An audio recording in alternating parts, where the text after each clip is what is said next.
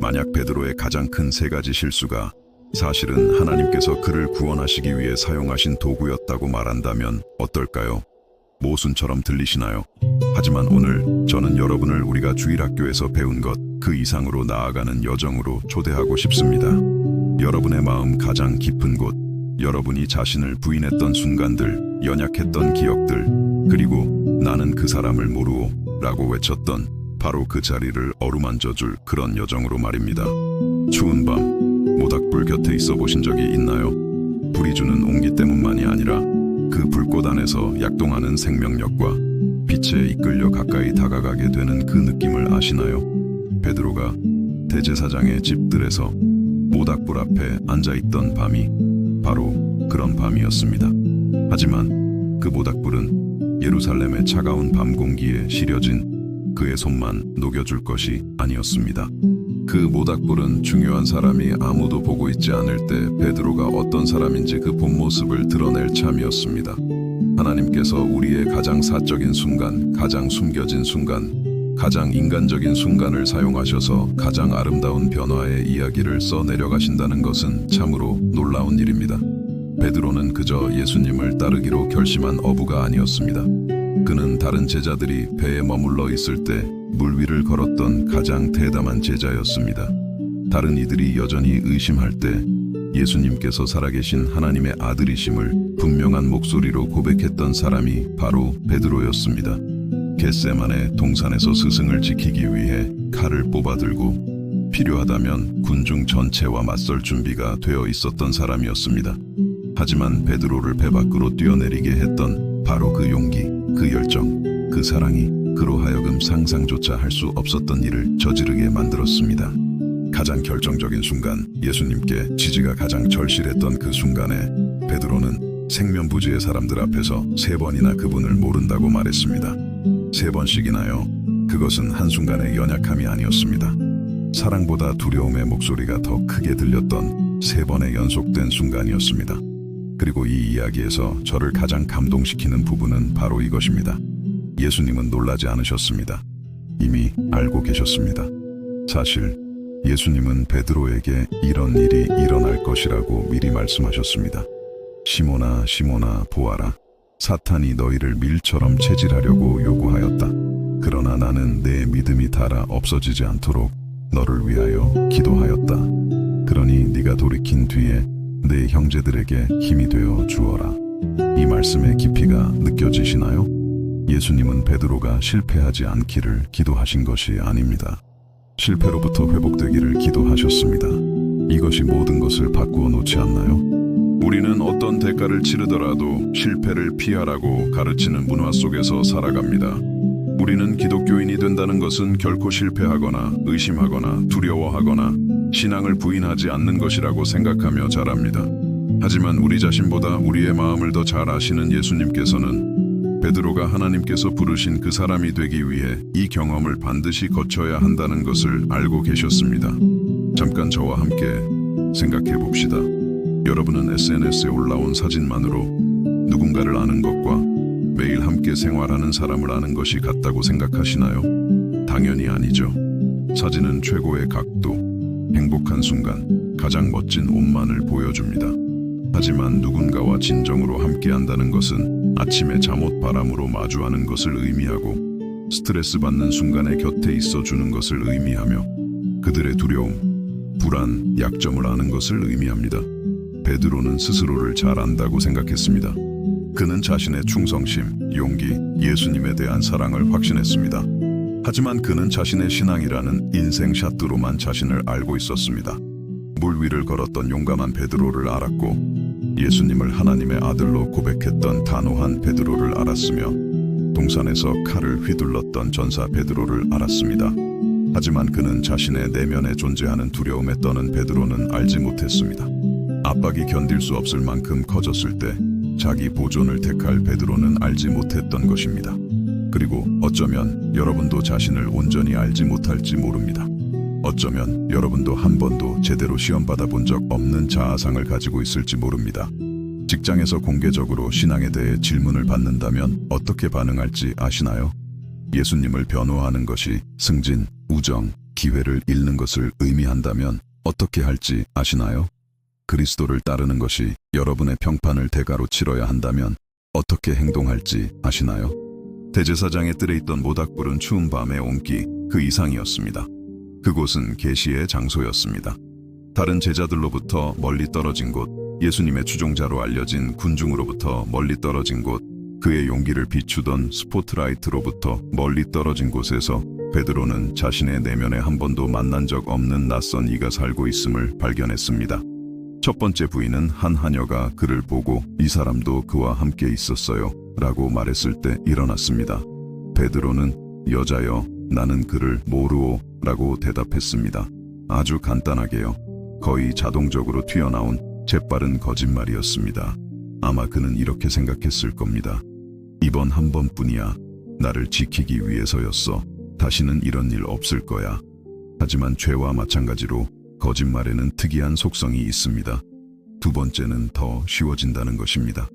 두 번째 부인이 곧바로 이어졌습니다. 다른 사람이 그를 알아보고 말했습니다. 당신도 그들 중 한 사람이요. 이제 자신의 부인에 더 단호해진 베드로는 말했습니다. 이 사람아, 나는 아니요. 거짓말에 대한 확신이 어떻게 커져갔는지 보이시나요? 처음에는 아직 조금 망설였지만 두 번째에는 이미 자신의 생존 전략에 대해 더 확신을 갖게 되었습니다. 세 번째 부인은 가장 고통스러웠습니다. 1시간쯤 후에 다른 사람이 주장했습니다. 이 사람은 갈릴리 사람이니 틀림없이 그와 함께 있었소. 이제 두려움에 완전히 사로잡힌 베드로는 말했습니다. 이 사람아, 나는 네가 무슨 말을 하는지 모르겠다. 그리고 바로 그 순간 닭이 울었습니다. 닭이 울었습니다. 예수님께서 베드로의 가장 큰 실패의 순간을 표시하기 위해 사용하셨던 바로 그 소리. 그리고 바로 그 순간 놀라운 일이 일어났습니다. 집안에서 신문 받고 계시던 예수님께서 몸을 돌려 베드로를 똑바로 쳐다보셨습니다. 그것은 분노의 눈빛이 아니었습니다. 실망의 눈빛도 아니었습니다. 나는 이런 일이 일어날 줄 알았단다. 그럼에도 불구하고 나는 너를 사랑한다고 말하는 듯한 눈빛이었습니다. 베드로는 그곳을 나와 비통하게 울었습니다. 하지만 여러분이 꼭 이해했으면 하는 중요한 것이 있습니다. 그 눈물은 단순한 회개의 눈물이 아니었습니다. 그것은 발견의 눈물이었습니다. 베드로는 자신의 모든 안전장치, 모든 확신, 모든 통제된 환경이 벗겨졌을 때 자신이 진정으로 누구인지를 발견하고 있었습니다. 여러분은 인생에서 그런 순간을 겪어본 적이 있나요? 스스로에게 너무 실망해서 울음을 멈출 수 없었던 순간, 자신이 생각했던 그런 사람이 아니라는 것을 깨달았던 순간, 그토록 견고해 보였던 믿음이 상상했던 것보다 더 연약하다는 것을 알게 된 순간 말입니다. 어쩌면 여러분은 다른 방식으로 신앙을 부인했을지도 모릅니다. 추운 밤 모닥불 앞에서 낯선 사람들 앞에서가 아니었을지도 모릅니다. 아마 학교에서 친구들이 기독교인들을 조롱할 때 침묵했던 것일 수도 있습니다. 직장에서 예수님에 대해 말할 기회가 생겼을 때 침묵을 택했던 것일 수도 있습니다. 가족 중 누군가가 하나님에 대해 농담을 할 때 광신도처럼 보이지 않으려고 함께 웃었던 것일 수도 있습니다. 어쩌면 여러분의 부인은 더 미묘했을지도 모릅니다. 예수님이 존재하지 않는 것처럼 살면서 그분을 부인했을 수도 있습니다. 하나님께서 지켜보고 계시지 않는 것처럼 결정을 내리고 영원한 결과가 없는 것처럼 선택하며 그리스도의 사랑이 진짜가 아닌 것처럼 사람들을 대하면서 말입니다. 혹은 여러분의 부인은 소홀함으로 인한 것이었을 수도 있습니다. 해야 할 일을 알면서도 하지 않음으로써 예수님을 부인했을 수 있습니다. 도울 수 있었을 때 돕지 않고 말해야 했을 때 말하지 않으며 용서해야 했을 때 용서하지 않고 사랑해야 했을 때 사랑하지 않음으로써 말입니다. 진실은 우리 모두에게 대제사장의 집들이 있다는 것입니다. 우리 모두에게는 스포트라이트를 벗어난 곳, 우리를 신자라고 아는 공동체를 떠난 곳, 교회의 안전한 환경을 벗어난 곳에서 신앙이 시험받는 모닥불의 순간들이 있습니다. 그리고 그 순간들 속에서 우리는 종종 우리가 생각했던 것만큼 용감하지도 믿음이 깊지도 강하지도 않다는 것을 발견합니다. 하지만 오늘 제가 여러분과 나누고 싶은 비밀은 바로 이것입니다. 하나님은 우리의 부인에 놀라지 않으십니다. 우리의 실패에 충격받지 않으십니다. 우리의 좌절 때문에 우리의 꿈을 취소하지 않으십니다. 사실 하나님은 우리의 가장 큰 추락을 가장 위대한 승리를 위한 준비 과정으로 사용하십니다. 예수님은 베드로가 부인할 것을 아셨습니다. 그가 실패할 것을 아셨습니다. 그가 스스로에게 실망할 것을 아셨습니다. 그러나 이 모든 것을 아시면서도 그에게 계속 투자하셨습니다. 이 모든 것을 아시면서도 베드로를 계속 사랑하셨습니다. 이 모든 것을 아시면서도 베드로의 잠재력을 계속 믿으셨습니다. 이것이 여러분에게 무엇을 의미하는지 아시나요? 하나님은 여러분의 미래의 모든 부인을 알고 계시면서도 여전히 여러분을 사랑하신다는 뜻입니다. 그분은 여러분의 모든 두려움을 알고 계시면서도 여전히 여러분을 믿으십니다. 그분은 여러분의 모든 약점을 알고 계시면서도 여전히 여러분을 위한 계획을 가지고 계십니다. 우리 문화는 실패가 이야기의 끝이라고 가르칩니다. 하지만 하나님은 실패가 종종 진짜 이야기의 시작이라고 가르치십니다. 베드로는 그의 부인에도 불구하고 위대한 지도자가 된 것이 아닙니다. 그는 그의 부인 때문에 위대한 지도자가 되었습니다. 왜냐하면 그 경험을 통해 그는 하나님에 대한 진정한 의존을 발견했기 때문입니다. 생각해 보십시오. 베드로 자신이 깊이 실패해 본 적이 없다면 실패한 사람들로 가득한 교회를 어떻게 목양할 수 있었을까요? 그 자신이 연약함을 경험해 본 적이 없다면 연약함을 느끼는 이들을 어떻게 위로할 수 있었을까요? 그토록 중대한 일에 대해 용서받을 필요가 없었다면 어떻게 용서에 대해 권위 있게 말할 수 있었을까요? 베드로의 부인은 그의 사역의 장애물이 아니었습니다. 그것은 그의 사역을 위한 자격 요건이었습니다. 그것은 그의 리더십에 대한 결격 사유가 아니었습니다. 그것은 그의 리더십에 대한 증명서였습니다. 왜냐하면 한 번도 실패해 본 적 없는 리더는 실패한 사람들을 이끌 수 없기 때문입니다. 그리고 우리 모두는 실패합니다. 베드로의 용기가 부인 이전과 이후에 어떻게 다른지 아시나요? 이전에 그의 용기는 자신감에서 나왔습니다. 이후에 그의 용기는 하나님에 대한 신뢰에서 나왔습니다. 이전에는 자신을 믿었기 때문에 용감했습니다. 이후에는 하나님의 은혜를 믿었기 때문에 용감했습니다. 자신감에 기반한 용기는 불안정합니다. 상황이 좋을 때, 안전하다고 느낄 때, 상황을 통제하고 있을 때만 작동합니다. 하지만 압박이 거세지고 두려움이 문을 두드리고 외롭다고 느낄 때 그 용기는 순식간에 무너집니다. 반면 하나님의 은혜에 기반한 용기는 안정적입니다. 우리의 상황에 좌우되지 않습니다. 우리의 기분에 따라 변하지 않습니다. 우리의 자존감에 의존하지 않습니다. 그것은 변치 않는 하나님의 성품, 그리스도의 무조건적인 사랑, 성령의 영원한 신실하심에 달려 있습니다. 이것이 바로 하나님께서 베드로의 부인을 통해 그에게 가르치고 싶으셨던 것입니다. 하나님은 진정한 힘이 독립이 아닌 의존에서 오고, 진정한 용기가 교만이 아닌 겸손에서 오며, 진정한 능력이 강한 척하는 것이 아닌 약함을 인정하는 데서 온다는 것을 보여주고 싶으셨습니다. 어쩌면 오늘 여러분은 닭 울음소리 이후의 베드로처럼 느끼고 있을지 모릅니다. 어쩌면 여러분 자신의 부인, 자신의 실패, 자신의 연약함의 무게를 짊어지고 있을지 모릅니다. 하나님께서 당신처럼 실패하고 실망시키고 부인한 사람을 여전히 사용하실 수 있을지 궁금해하고 있을지도 모릅니다. 그리고 저는 여러분에게 그 대답이 예라고 말하고 싶습니다. 하나님은 여러분의 실패 이후에 여러분을 사용하실 수 있을 뿐만 아니라 여러분의 실패 때문에 여러분을 사용하실 수 있습니다. 그분은 여러분 인생의 찢어진 페이지들로 아름다운 이야기를 쓰실 수 있을 뿐만 아니라 찢어진 페이지들로 아름다운 이야기를 쓰시는 것을 전문으로 하시는 분입니다. 왜냐하면 하나님은 당신의 일을 이루기 위해 완벽한 사람들을 찾고 계시지 않기 때문입니다. 그분은 은혜가 필요함을 인정하는 상한 심령의 사람들을 찾고 계십니다. 신앙의 슈퍼히어로를 찾고 계시지 않습니다. 비범하신 하나님을 신뢰하는 평범한 인간을 찾고 계십니다. 만약 이 점에 대해 의심이 든다면 부인 사건 몇 주 후 베드로에게 어떤 일이 일어났는지 말씀드리겠습니다.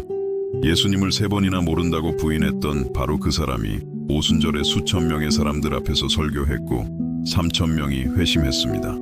뜰에서 하녀 1명을 두려워했던 바로 그 사람이 예수님을 십자가에 못 박았던 권력자들 앞에서 담대히 설교했습니다.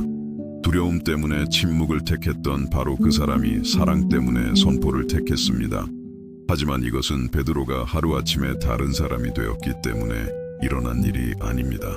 베드로가 마침내 하나님이 어떤 분이신지를 이해했기 때문에 일어난 일입니다. 그는 하나님의 사랑이 우리의 행위에 달려있지 않다는 것을 깨달았습니다. 그는 하나님의 은혜가 우리의 실수 때문에 줄어들지 않는다는 것을 깨달았습니다.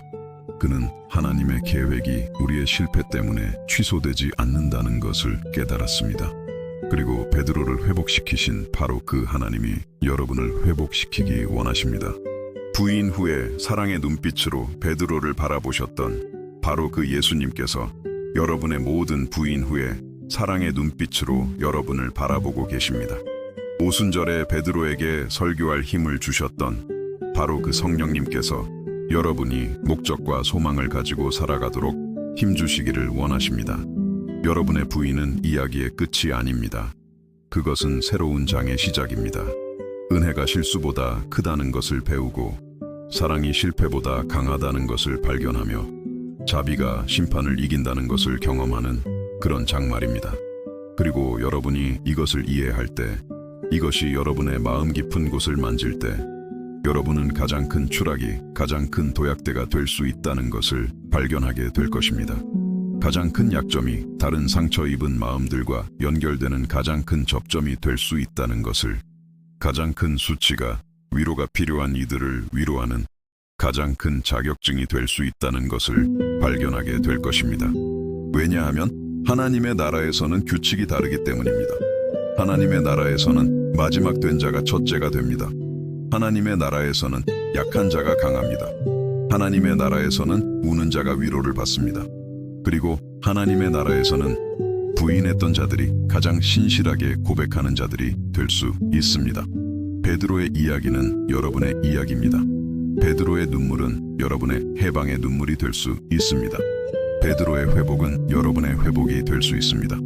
베드로의 변화는 여러분의 변화가 될 수 있습니다.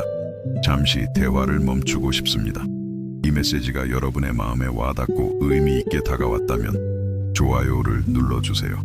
간단한 행동이지만 여러분처럼 희망의 메시지가 필요한 더 많은 사람들에게 다가가는 데 큰 힘이 됩니다.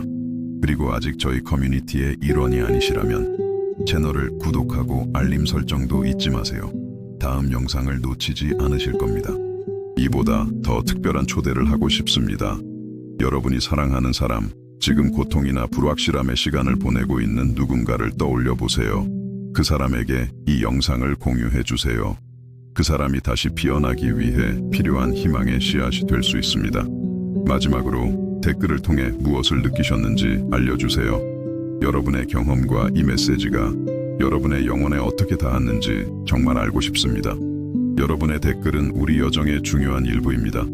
베드로의 부인은 하나님의 본성에 대한 깊은 무언가를 드러냅니다. 그것은 하나님께서 우리의 장점만을 사랑하시는 것이 아니라 우리의 연약함, 두려움, 모순을 포함한 우리의 온전한 인간성을 사랑하신다는 것을 보여줍니다.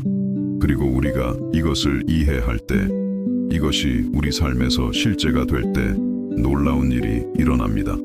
우리 자신을 더 건강하게 사랑하기 시작하는 것입니다. 그런데 왜 하나님께서는 베드로가 그토록 고통스러운 경험을 겪도록 허락하셨을까요? 왜 사랑이 많으신 아버지께서 당신의 자녀가 그토록 심하게 넘어지고 깊이 추락하고 많이 다치도록 내버려 두셨을까요? 이 질문은 스스로에게 실망해본 모든 사람, 가장 강해야 할 때 실패했던 모든 사람, 추락의 순간에 하나님은 어디 계셨는지 물어본 모든 사람의 마음속에서 메아리 칩니다. 진실은 우리 인간의 생각으로는 하나님의 방식을 이해하기 어렵다는 것입니다. 우리는 모든 고통, 모든 난처함, 모든 실패에서 우리를 구해주는 하나님을 원합니다. 우리는 영적인 에어백처럼 작동하여 어떤 감정적, 도덕적 충격으로부터도 우리를 보호해주는 하나님을 원합니다. 하지만 성경에서 만나는 하나님은 그런 분이 아닙니다. 베드로의 삶에서 우리가 보는 하나님은 그런 분이 아닙니다. 성경을 통해 우리가 알게 되는 하나님은 우리를 사랑하지 않아서가 아니라 바로 우리를 깊이 사랑하시기 때문에 어려운 경험을 통과하도록 허락하시는 분입니다. 진정한 성장, 진정한 변화, 영적 성숙은 안전지대의 안락함 속에서 일어나지 않는다는 것을 아시는 분입니다. 그것들은 압박 속에서, 어려움 속에서, 우리가 과거의 모습과 앞으로 될 수 있는 모습 사이에서 선택해야만 하는 순간들 속에서 일어납니다. 아이에게 자전거 타는 법을 가르치는 아버지를 상상해 보십시오. 그는 아이가 절대 넘어지거나 다치거나 울지 않도록 영원히 자전거를 붙잡아 줄 수 있습니다. 하지만 그렇게 한다면 아이는 결코 자전거 타는 법을 제대로 배우지 못할 것입니다. 언젠가는 아버지가 손을 놓아야 하는 순간이 옵니다. 넘어질 것을 알면서, 무릎이 까질 것을 알면서, 눈물을 흘릴 것을 알면서도 말입니다. 하지만 그 넘어짐은 배움의 필수적인 부분입니다. 하나님은 베드로에게 그렇게 하셨습니다.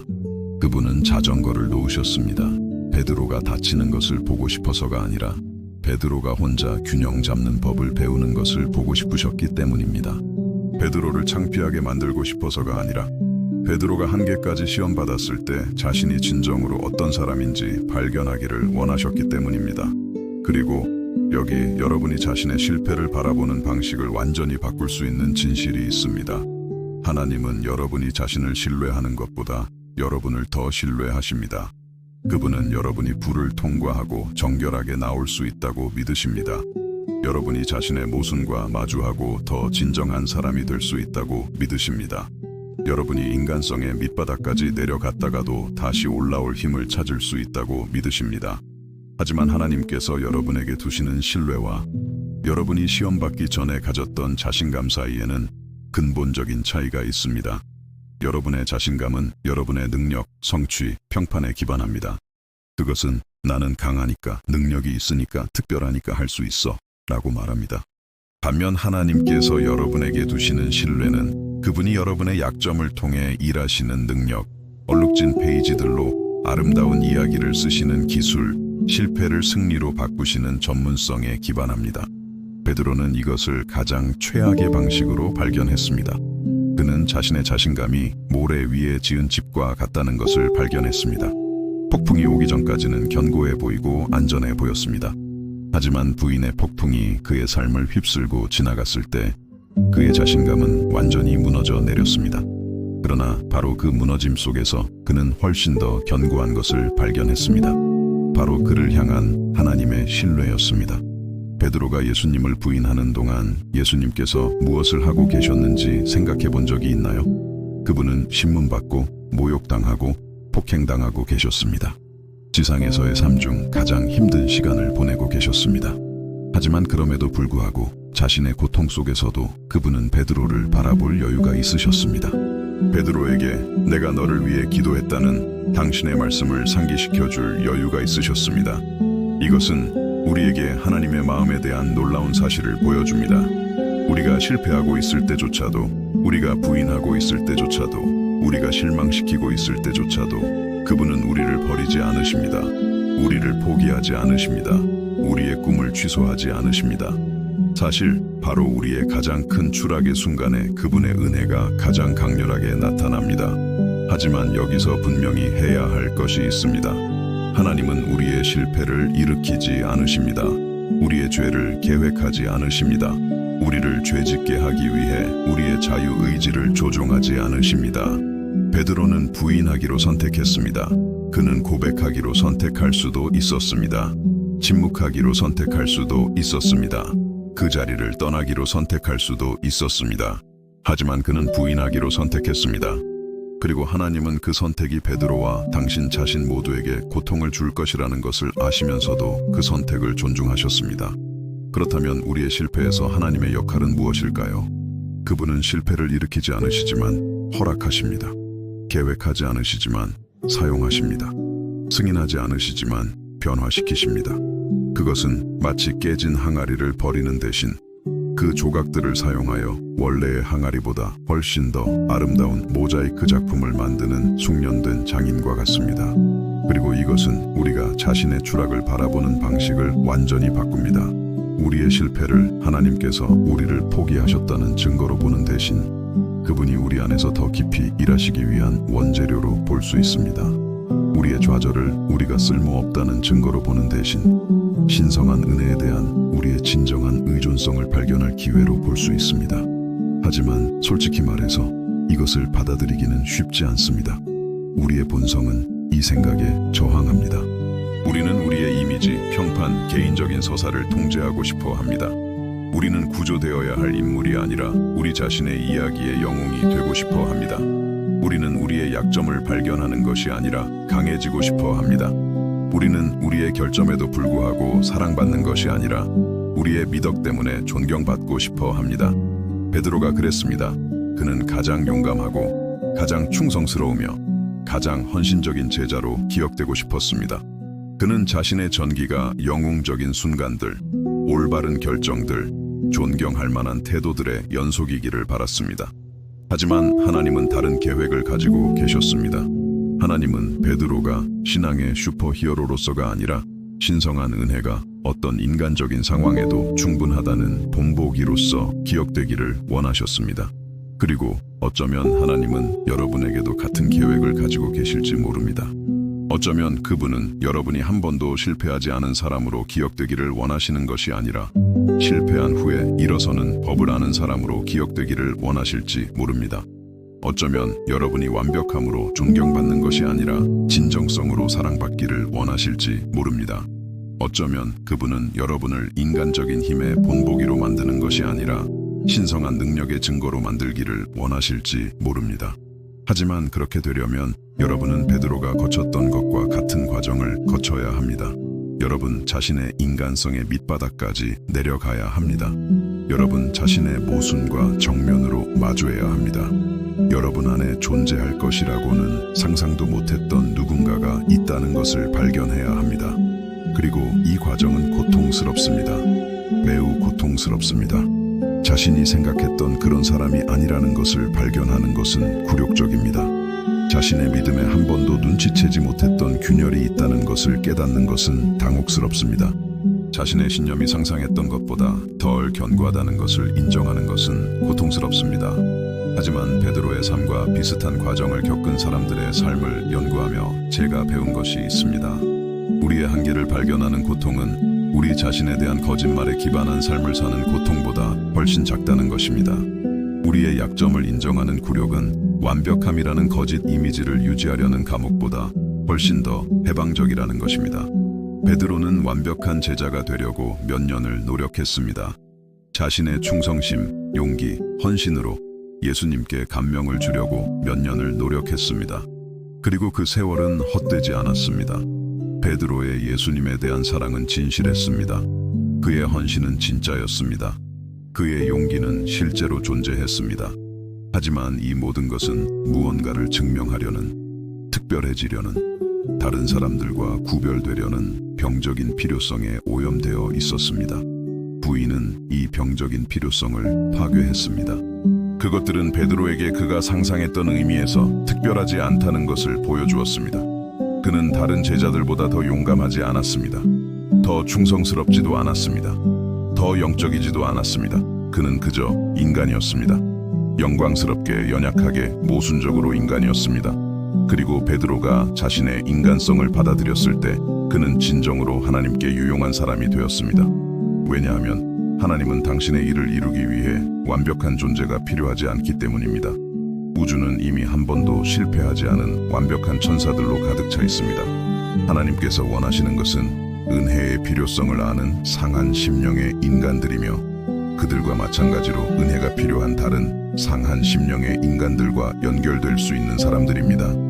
이것이 여러분의 삶에 어떤 의미인지 이해하시겠습니까?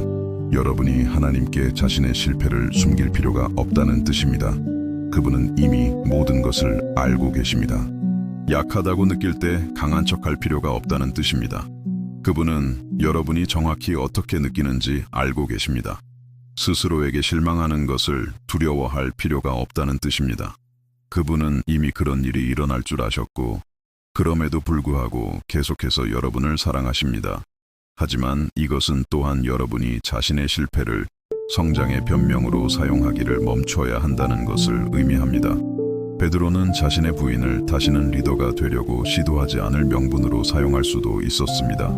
그는 나는 한 번 실패했으니 다시는 나 자신을 믿을 수 없어 라고 말할 수도 있었습니다.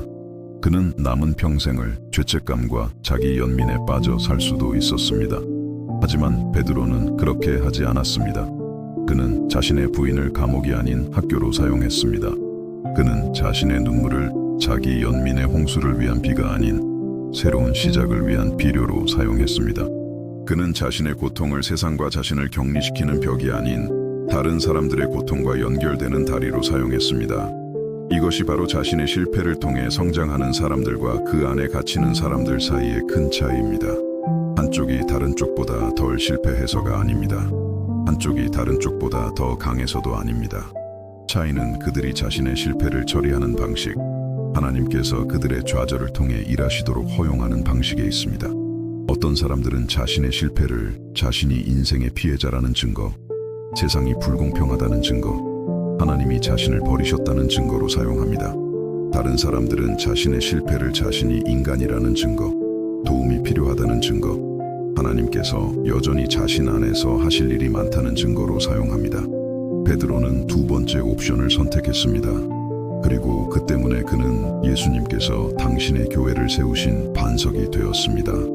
결코 깨지지 않은 반석이 아니라 깨어졌다가 스승의 손에 의해 재건되는 법을 배운 반석이었습니다. 만약 여러분이 하나님께 완전히 솔직하다면 여러분의 기도는 어떨지 생각해 본 적 있나요? 아름다운 말들을 사용하는 것을 멈추고 여러분이 느끼고 생각하고 두려워하는 것에 대해 그저 진실을 말한다면 말입니다. 베드로는 부인 사건 이후에 그렇게 기도하는 법을 배웠습니다. 그는 가면 없이, 자세 없이, 가식 없이 하나님 앞에 나아가는 법을 배웠습니다. 그리고 놀라운 것을 발견했습니다. 하나님은 부정직한 완벽함보다 불완전한 정직함을 더 선호하신다는 것입니다. 하나님은 온전하지만 거짓된 마음보다 깨지고 진실한 마음을 더 선호하십니다. 하나님은 억지 미소보다 진실한 눈물을 더 선호하십니다. 이것은 우리의 기도 생활을 완전히 바꾸어야 합니다. 화려한 말로 하나님께 감명을 주려고 애쓰는 대신 우리는 그저 마음을 열고 그분이 우리의 모든 혼란, 모든 고통, 모든 모순을 보시도록 해야 합니다. 우리가 괜찮다고 하나님을 설득하려고 애쓰는 대신 우리는 괜찮지 않을 때 인정하고 도움을 요청해야 합니다. 베드로는 그렇게 했습니다. 부인 사건 이후 그는 예수님께 무언가를 증명하려는 시도를 멈췄습니다. 그는 그저 예수님께서 항상 제공하셨지만 자신이 그것을 받을 자격이 있다고 증명하느라 너무 바빠서 온전히 받아들이지 못했던 무조건적인 사랑을 받기 시작했습니다. 그리고 어쩌면 그것이 여러분이 해야 할 일이기도 합니다. 어쩌면 여러분은 하나님의 사랑을 받을 자격을 얻으려는 노력을 멈추고 그저 그것을 받기 시작해야 할지도 모릅니다. 어쩌면 여러분은 자신의 영적인 행위로 하나님께 감명을 주려는 시도를 멈추고 자신의 행위가 아닌 그분의 은혜에 기반하여 그분과 관계를 맺기 시작해야 할지도 모릅니다. 하지만 이것은 여러분이 자신을 보는 방식과 하나님을 보는 방식의 근본적인 변화를 요구합니다. 하나님께서 여러분을 사랑하시는 것이 여러분이 특별해서가 아니라 그저 그분이 여러분을 사랑하기로 선택하셨기 때문이라는 것을 받아들여야 합니다. 여러분이 그 사랑을 쟁취할 필요가 없고 그저 받기만 하면 된다는 것을 이해해야 합니다. 이 성찰이 여러분의 마음에 와 닿고 베드로의 이야기에서 여러분 자신의 여정의 단면들을 발견하고 있다면 좋아요를 눌러주세요. 그리고 자신의 실패가 이야기의 끝이 아니라 하나님과의 새롭고 더 진정한 관계의 시작이라는 것을 알아야 할 누군가에게 이 영상을 공유해주세요. 베드로가 부인에서 오순절 설교까지 이르는 여정은 다른 사람이 되는 여정이 아니었습니다. 그것은 같은 사람이지만 완전히 다른 기반 위에 서게 되는 여정이었습니다. 베드로는 여전히 베드로였습니다.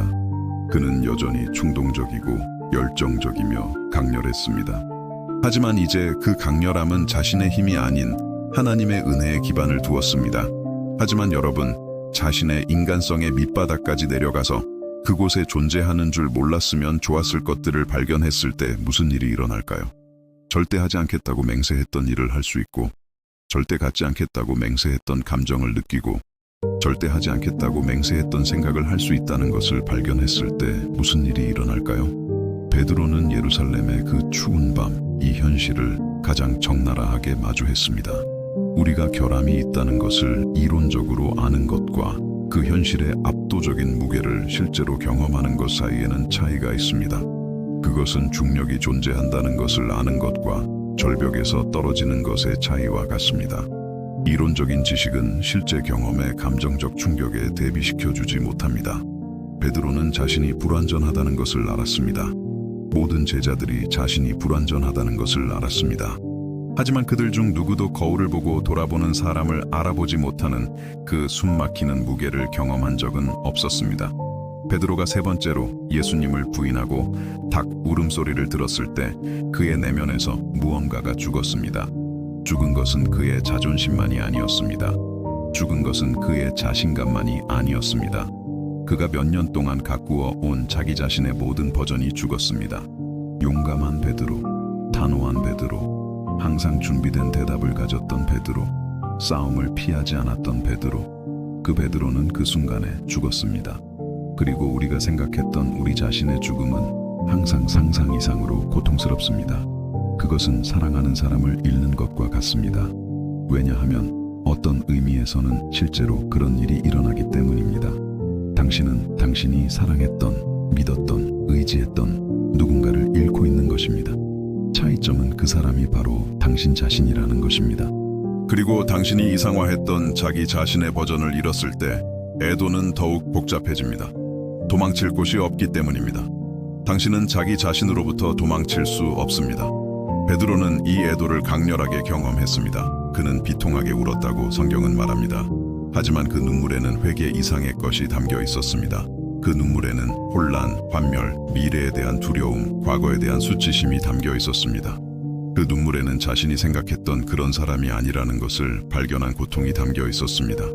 그리고 그 안에는 그가 아직 식별할 수 없었던 무언가, 즉 그가 한 번도 경험해 보지 못했던 자유의 시작도 담겨 있었습니다. 왜냐하면 완벽해지려는 노력을 멈추는 데에는 이상한 자유가 있기 때문입니다. 당신이 깊이 결함이 있다는 것을 인정하는 데에는 특이한 안도감이 있습니다. 당신이 혼자서는 자신을 구원할 수 없다는 것을 인식하는 데에는 예기치 않은 평화가 있습니다. 베드로는 그날 밤 아직 이것을 알지 못했습니다. 그는 그저 고통스러웠을 뿐입니다. 하지만 그가 느끼고 있던 고통은 자기 자신의 새로운 버전이 태어나는 산고였습니다. 여러분은 이런 과정을 겪어본 적이 있나요? 자신의 마주하고 싶지 않았던 측면들과 직면해야 했던 적이 있나요? 사랑하는 사람들에게 상처를 줄 수 있고 잘못된 줄 알면서도 이기적인 결정을 내릴 수 있으며 옳은 길이 분명한데도 쉬운 길을 택할 수 있다는 것을 발견한 적이 있나요? 거울을 보고 보이는 사람이 마음에 들지 않았던 적이 있나요? 만약 그런 경험이 있다면 이런 종류의 경험에는 특별한 외로움이 있다는 것을 아실 겁니다. 그것은 인간의 동반으로 치유될 수 없는 외로움입니다. 왜냐하면 그것은 당신의 가장 깊은 곳, 다른 누구도 도달할 수 없는 영혼의 영역에서 일어나기 때문입니다.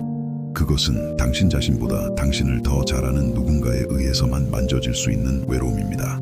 하지만 베드로가 부인 사건 이후 몇 시간, 며칠 동안 발견하기 시작한 것은 이것입니다. 우리의 가장 깊은 외로움 속에서도 우리는 정말로 혼자가 아니라는 것. 우리가 모두에게, 심지어 우리 자신에게도 완전히 버림받았다고 느낄 때조차도 우리를 버리지 않는 존재가 있다는 것. 우리가 돌이킬 수 없을 정도로 하나님을 실망시켰다고 생각할 때조차도 그분은 여전히 그곳에 계시며 우리가 울음을 그치고 위로받을 수 있도록 끈기 있게 기다리고 계시다는 것을 발견합니다. 예수님은 부인 직후에 베드로를 쫓아가지 않으셨습니다. 정화를 보내지도 않으셨습니다. 다른 제자들을 보내 그를 설득하지도 않으셨습니다. 그분은 그저 기다리셨습니다. 그리고 그 기다림은 무관심이 아니었습니다. 그것은 베드로가 겪어야 할 과정에 대한 존중이었습니다. 어떤 치유는 서두를 수 없다는 것을 이해하는 지혜였습니다. 베드로가 일어난 일을 처리하는 데 필요한 시간을 줄 만큼 충분한 사랑이었습니다. 이것은 우리의 가장 힘든 순간에 하나님께서 우리 삶에서 어떻게 일하시는지에 대한 매우 중요한 교훈을 줍니다. 그분은 우리에게 빨리 회복하라고 강요하지 않으십니다. 괜찮지 않을 때 괜찮은 척하라고 압박하지 않으십니다. 치유 과정에서 단계를 건너뛰라고 강요하지 않으십니다. 그분은 우리의 속도, 처리할 필요성, 진정한 고통을 존중하십니다. 하지만 그분은 또한 우리를 고통 속에 홀로 두지 않으십니다. 우리가 그분의 존재를 인식하지 못할 때조차도 그분은 거기에 계십니다. 우리가 버림받았다고 느낄 때조차도 그분은 일하고 계십니다. 우리의 이야기가 끝났다고 생각할 때조차도 그분은 다음 장을 준비하고 계십니다. 베드로는 이것을 점진적으로 발견했습니다. 먼저 그는 자신의 새로운 현실과 함께 사는 법을 배워야 했습니다. 그는 자신이 결코 그럴 수 없을 것이라고 생각했던 베드로가 아니라 예수님을 부인했던 베드로가 되는 법을 배워야 했습니다. 그는 자신이 그런 종류의 실패를 초월한 사람이 아니라 깊이 실패한 사람으로서 자신을 받아들이는 법을 배워야 했습니다. 그리고 이 수용의 과정은 인간이 직면할 수 있는 가장 어려운 과정 중 하나입니다.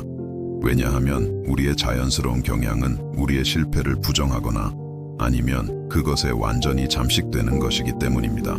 우리는 그것이 일어나지 않은 척하거나 아니면 그것이 우리에 대한 모든 것을 정의하도록 내버려 둡니다. 우리는 그것의 심각성을 축소하거나 아니면 다른 아무것도 생각할 수 없을 정도로 그것의 중요성을 극대화합니다. 베드로는 중간길을 찾아야 했습니다. 그는 예수님을 부인했다는 사실을 받아들이면서도 그 부인이 자신의 영구적인 정체성이 되게 하지 말아야 했습니다. 자신이 한 일의 심각성을 인식하면서도 죄책감이 그를 영원히 마비시키지 않도록 해야 했습니다. 그는 자신의 실패에 대해 정직하면서도 여전히 자신에게 미래가 있을 수 있다는 희망을 잃지 말아야 했습니다. 그리고 이 균형은 우리가 하나님의 본성에 대한 근본적인 무언가를 이해할 때만 가능합니다. 그분은 우리의 실패를 완전히 명확하게 보시지만 우리를 단지 우리의 실패를 통해서만 보시지는 않는다는 것.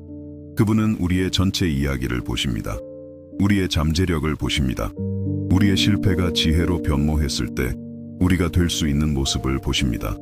하지만 그렇게 되려면 우리는 수용의 계곡을 통과해야 합니다. 우리가 실패했다는 것뿐만 아니라 다시 실패할 수 있다는 것을 인정하는 곳까지 내려가야 합니다. 다시는 실수하지 않겠다는 거창한 약속을 멈추고 하루하루 올바르게 살 수 있도록 도와달라는 겸손한 요청을 시작하는 지점에 도달해야 합니다. 베드로는 그 지점에 도달했습니다. 부인 사건 이후 그는 다시는 자신의 충성심에 대해 과장된 선언을 하지 않았습니다. 다시는 자신의 용기를 자랑하지 않았습니다. 다시는 자신의 헌신으로 예수님께 감명을 주려고 애쓰지 않았습니다. 대신 예수님께서 그를 사랑하는지 물으셨을 때 주님께서 아십니다. 제가 주님을 사랑하는 줄과 같은 말을 하는 법을 배웠습니다. 한순간의 망설임도 없는 간단하고 정직한 대답이었습니다. 그리고 어쩌면 그것이 여러분이 배워야 할 것이기도 합니다. 어쩌면 여러분은 지킬 수 있을지 확신할 수 없는 약속을 멈추고 하루하루 한 번의 선택을 살아가는 것을 시작해야 할지도 모릅니다. 어쩌면 여러분은 자신의 영성으로 하나님께 감명을 주려는 시도를 멈추고 여러분의 모든 인간성을 가지고 그분과 함께 걷기 시작해야 할지도 모릅니다. 이것은 여러분의 기준을 낮추라는 의미가 아닙니다. 죄에 안주하라는 의미가 아닙니다. 영적 성장을 추구하는 것을 멈추라는 의미가 아닙니다. 그것은 더 건강하고 더 지속 가능하며 더 정직한 방식으로 성장을 추구하라는 의미입니다. 왜냐하면 우리의 인간성을 수용하는 데서 오는 성장은 그것을 부정하는 데서 오는 성장보다 훨씬 더 견고하기 때문입니다. 겸손에서 태어나는 성장은 교만에서 태어나는 성장보다 훨씬 더 오래 지속됩니다. 은혜 위에 세워진 성장은 행위 위에 세워진 성장보다 훨씬 더 안정적입니다. 베드로는 이것을 가장 고통스러운 방식으로 하지만 또한 가장 해방적인 방식으로 발견했습니다. 그리고 그가 마침내 자신의 실패에도 불구하고 사랑받을 수 있는 것이 아니라 자신의 실패를 포함한 모든 것이 완전히 알려진 상태에서 사랑받을 수 있다는 것을 이해했을 때 그의 마음속에 놀라운 일이 일어났습니다. 그는 이전에는 결코 가져본 적 없는 다른 사람들에 대한 연민을 발전시키기 시작했습니다. 부인 사건 이전 베드로는 다른 제자들이 약점이나 두려움을 보일 때 그들을 판단하는 경향이 있었습니다.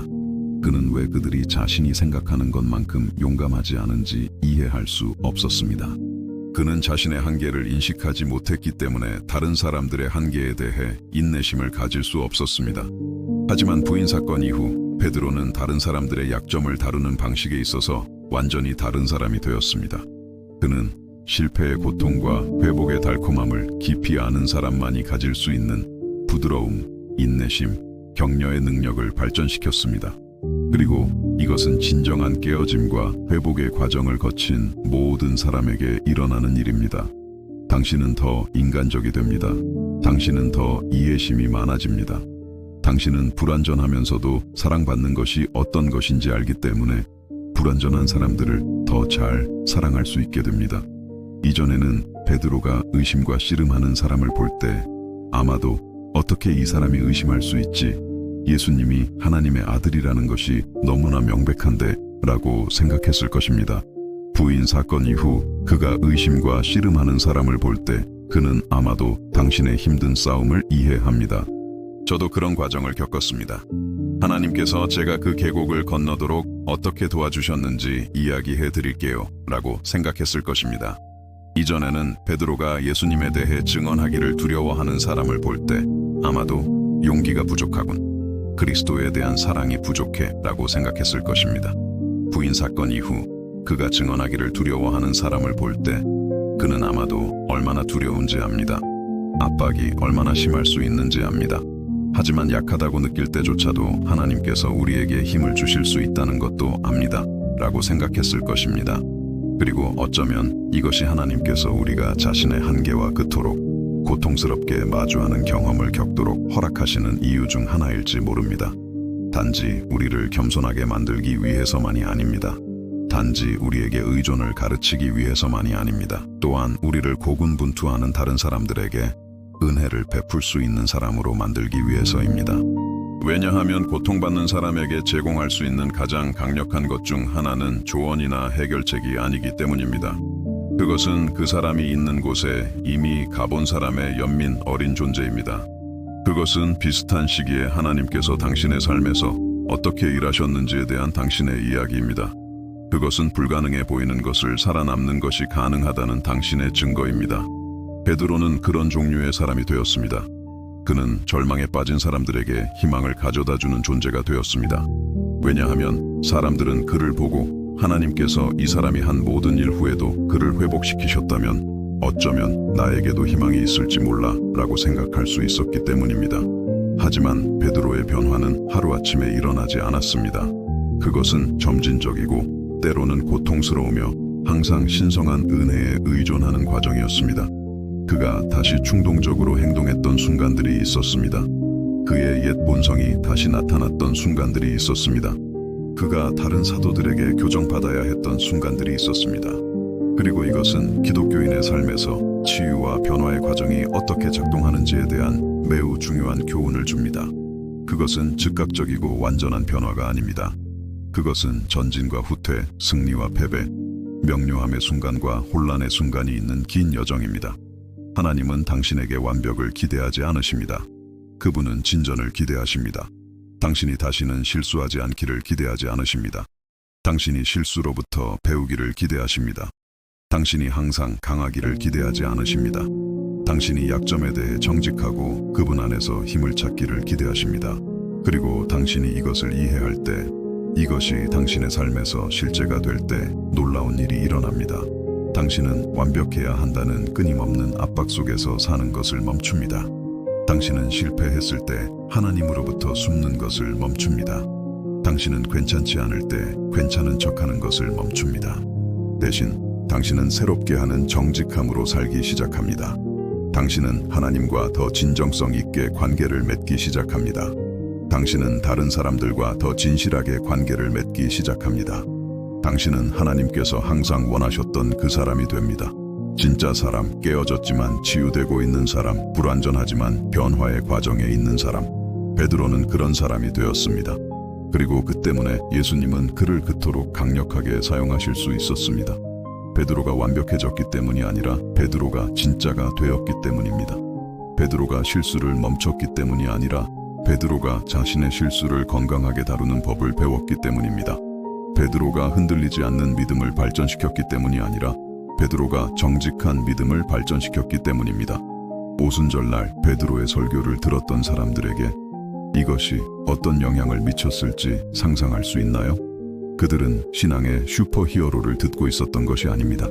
그들은 하나님의 비범한 은혜를 경험한 평범한 인간을 듣고 있었습니다. 그들은 한 번도 실패하지 않은 사람을 보고 있었던 것이 아닙니다. 그들은 깊이 실패했다가 깊이 회복된 사람을 보고 있었습니다. 그리고 이것은 베드로의 메시지를 그가 한 번도 실패를 경험하지 않은 사람이었다면 가질 수 있었던 것보다 훨씬 더 강력하게 만들었습니다.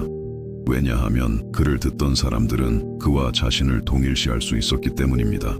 그들은 나만큼 인간적인 이 사람이 이렇게 변할 수 있었다면 어쩌면 내게도 희망이 있을지 몰라 라고 생각할 수 있었습니다. 만약 여러분이 자신의 한계와 마주하는 시기를 겪고 있다면, 만약 여러분이 마주하고 싶지 않았던 자신의 측면들과 직면하고 있다면 여러분은 혼자가 아니라는 것을 알았으면 합니다. 그리고 아마도 같은 어려움을 겪고 있을 누군가에게 이 메시지를 공유해 주시기를 바랍니다. 우리 자신의 인간성이라는 계곡을 통과하는 여정은 아무도 우리를 대신해 줄 수 없다는 의미에서 항상 외로운 여정입니다. 하지만 그것은 또한 우리가 결코 정말로 혼자가 아니었다는 것을 발견하는 여정이기도 합니다. 왜냐하면 우리가 그분의 존재를 인식하지 못할 때조차도 우리와 함께 걸으시는 하나님이 계시기 때문입니다. 그리고 마침내 베드로의 모든 것을 바꾼 순간이 찾아왔습니다. 그것은 갑자기 그가 다른 사람으로 변하는 마법 같은 순간이 아니었습니다. 그의 모든 고통스러운 기억을 지워버리는 초자연적인 경험도 아니었습니다. 그것은 훨씬 더 아름답고 훨씬 더 현실적인 것이었습니다. 바로 베드로가 마침내 예수님께서 그 모든 함께한 시간 동안 그에게 가르치려고 하셨던 것을 이해하게 된 순간이었습니다. 십자가 사건 사흘 후 여자들이 무덤이 비었다고 알리러 달려왔을 때 베드로는 자신의 눈으로 확인하기 위해 그곳으로 달려갔습니다. 그리고 그가 정성스럽게 개켜진 세마포를 보았을 때, 예수님께서 정말로 부활하셨다는 것을 깨달았을 때 그의 마음속에서 무언가 움직이기 시작했습니다. 그것은 단지 예수님께서 살아계시다는 안도감만이 아니었습니다. 그것은 예수님이 누구신지, 그리고 하나님의 눈에 비친 자기 자신이 누구인지에 대한 완전히 새로운 이해의 시작이었습니다. 하지만 진정한 계시는 며칠 후 갈릴리 바닷가의 한 아침에 일어났습니다. 베드로는 아마도 완전히 뒤집힌 삶 속에서 어떤 정상적인 감각을 찾으려고 노력하며 어업으로 돌아갔을 것입니다.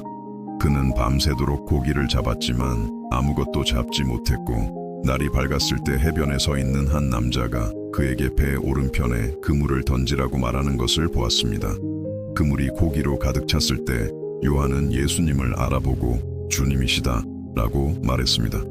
그리고 베드로는 베드로답게 배가 해변에 닿기를 기다리지 않았습니다.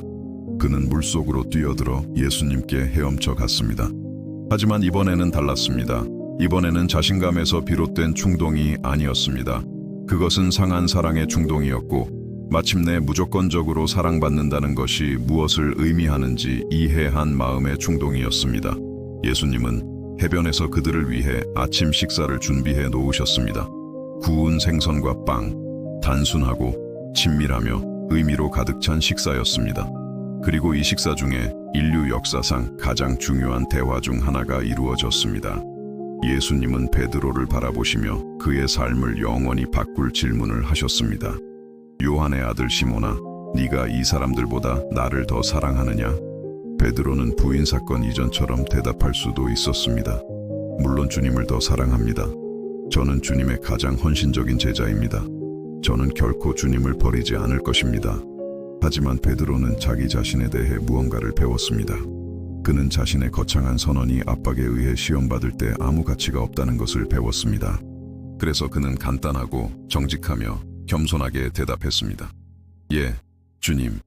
제가 주님을 사랑하는 줄 주님께서 아십니다. 예수님께서 다시 물으셨습니다. 요한의 아들 시몬아, 네가 나를 사랑하느냐? 베드로가 다시 대답했습니다. 예, 주님. 제가 주님을 사랑하는 줄 주님께서 아십니다. 그리고 예수님께서 세 번째로 물으셨습니다. 요한의 아들 시몬아, 네가 나를 사랑하느냐? 세 번의 질문, 세 번의 대답, 각각의 부인에 대한 하나의 대답이었습니다. 하지만 이 대화에서 놀라운 점은 이것입니다. 예수님은 베드로에게 그의 부인을 상기시키며 그를 창피하게 만들려고 하신 것이 아니었습니다. 예수님은 베드로에게 그의 이야기를 다시 쓸 기회를 제공하고 계셨습니다. 각각의 예 사랑합니다는 하나에 나는 그 사람을 모르오를 지우고 있었습니다. 각각의 사랑의 선언은 하나의 부인의 선언을 대체하고 있었습니다. 그리고 베드로의 각 대답 후에 예수님은 그에게 사명을 주셨습니다. 내 어린 양을 먹이라, 내 양을 치라, 내 양을 먹이라. 예수님은 이렇게 말씀하고 계셨습니다. 베드로야, 나는 너를 용서할 뿐만 아니라 너를 회복시킨다. 너를 다시 받아들일 뿐만 아니라 너를 승진시킨다. 네가 한 일을 잊을 뿐만 아니라 네가 한 일을 통해 배운 것 때문에 너를 사용한다. 이것이 베드로에게 어떤 의미였을지 상상할 수 있나요? 몇 주 동안 그는 자신의 부인이라는 압도적인 무게를 짊어지고 있었습니다. 몇 주 동안 그는 하나님의 나라에 여전히 자신을 위한 자리가 있는지 자문했습니다. 몇 주 동안 그는 예수님을 부인한 사람이 어떻게 예수님께 쓰임받을 수 있는가? 라는 질문과 씨름했습니다. 그리고 갑자기 그는 그 질문이 틀렸다는 것을 발견했습니다. 질문은 예수님을 부인한 사람이 어떻게 예수님께 쓰임받을 수 있는가가 아니었습니다. 질문은 예수님께서 부인의 경험을 거친 사람을 어떻게 사용하여 실패의 경험을 겪게 될 다른 사람들을 목양하실 수 있는가 였습니다. 왜냐하면 이것이 베드로가 그날 아침 해변에서 발견한 비밀이기 때문입니다. 하나님은 우리 삶의 어떤 것도 낭비하지 않으십니다. 그분은 우리의 성공도 우리의 실패도 낭비하지 않으십니다. 그분은 모든 것을 사용하십니다. 모든 것을 변화시키십니다. 모든 것을 구속하십니다. 우리가 하나님의 사역에 부적격하다고 생각하는 경험들이 사실은 우리를 다른 종류의 사역에 적격하게 만듭니다. 베드로는 예수님을 부인했음에도 불구하고 양들의 목자가 된 것이 아닙니다. 그는 예수님을 부인했기 때문에 양들의 목자가 되었습니다. 왜냐하면 이제 그는 스스로에게 실망하는 고통을 알았기 때문입니다. 이제 그는 가장 중요한 순간에 실패하는 수치심을 알았기 때문입니다. 이제 그는 은혜와 용서에 대한 절박한 필요성을 알았기 때문입니다. 그리고 당신이 이러한 것들을 직접 경험으로 할 때 당신은 같은 어려움을 겪고 있는 다른 사람들을 돌보는데 특별히 자격을 갖춘 사람이 됩니다. 당신은 실패자라고 느끼는 사람의 눈을 바라보며 권위 있게 말할 수 있는 사람이 됩니다. 당신이 느끼는 것을 이해합니다. 그리고 하나님께서 어떻게 저를 그곳에서 이끌어내셨는지 이야기해 드리고 싶습니다. 하지만 예수님과 베드로 사이의 이 대화에는 훨씬 더 깊은 무언가가 일어나고 있습니다. 예수님은 신성한 사랑의 본질에 대한 근본적인 무언가를 드러내고 계셨습니다. 그분은 하나님의 사랑이 우리의 행위에 기반하지 않는다는 것을 보여주고 계셨습니다. 우리의 충성심에 조건부적이지 않다는 것을, 우리의 완벽함에 비례하지 않는다는 것을, 하나님의 사랑은 우리의 성품이 아닌 하나님의 성품에 기반합니다. 우리가 안정적이어서가 아니라 그분이 안정적이시기 때문에 안정적입니다. 우리가 일관적이어서가 아니라 그분이 영원하시기 때문에 오래 지속됩니다. 그리고 당신이 이것을 이해할 때, 이것이 당신의 마음속에서 실제가 될 때, 당신은 안에서부터 밖으로 변화됩니다. 베드로는 그날 아침 변화되었습니다. 그가 완벽한 사람이 되었기 때문이 아닙니다. 그가 다시는 실수를 저지르지 않을 것이기 때문이 아닙니다. 마침내 그의 정체성이 그의 실수에 의해 정의되는 것이 아니라 그를 향한 그리스도의 사랑에 의해 정의된다는 것을 이해했기 때문입니다. 그리고 이 관점의 변화는 베드로의 삶의 모든 것을 바꾸었습니다. 부인 사건 이전, 베드로는 자신의 사랑을 증명하기 위해 예수님을 섬겼습니다. 회복 이후, 베드로는 그분의 사랑을 경험했기 때문에 예수님을 섬겼습니다. 이전에는 그의 섬김이 감명을 주려는 필요성에서 나왔습니다. 이후에는 그의 섬김이 받아들여진 것에 대한 감사에서 나왔습니다. 이 차이는 미묘해 보일 수 있지만 혁명적입니다. 당신이 무언가를 증명하기 위해 하나님을 섬길 때 당신은 끊임없는 압박 속에서 살아갑니다. 실패는 하나님의 사랑을 잃는 것을 의미하기 때문에 실패를 두려워합니다. 특별하게 느껴지기 위해 두드러져야 하기 때문에 다른 기독교인들과 경쟁합니다. 당신의 내면의 현실과 일치하지 않는 완벽함의 이미지를 유지하느라 지쳐갑니다. 하지만 당신이 하나님께서 이미 당신에게 보여주신 사랑에 대한 응답으로 그분을 섬길 때 모든 것이 바뀝니다. 당신은 하나님의 사랑이 당신의 성공에 달려있지 않다는 것을 알기 때문에 실패를 두려워하지 않습니다.